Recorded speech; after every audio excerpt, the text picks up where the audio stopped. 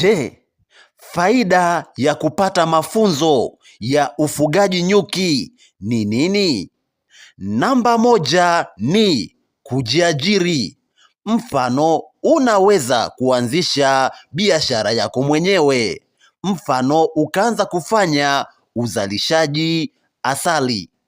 Namba mbili, unaweza kuajiriwa, mfano TFS, au kupata ajira jeshini. Inawezekana vizuri kabisa. Lakini namba tatu ni unaweza kuwa mwalimu wa ufugaji nyuki, ukawa trainer na ukaanza kufanya semina za ufugaji nyuki na ukajipatia kipato endelevu.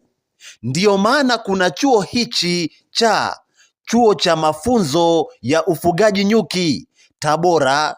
Dirisha la udahili lipo wazi. Sasa hapo kwenye video unaweza ukaona sifa za muombaji kwa astashahada na stashahada. Kikubwa ni kuzingatia muda pamoja na utaratibu wote uliowekwa na mamlaka husika.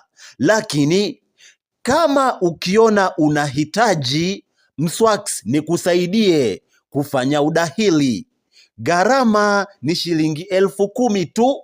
Mimi nitahakikisha udahili wako unaenda vizuri kabisa. Nitasimamia hilo kwa uaminifu na unyenyekevu mkubwa mno. Karibu sana, nikutakie kila la heri.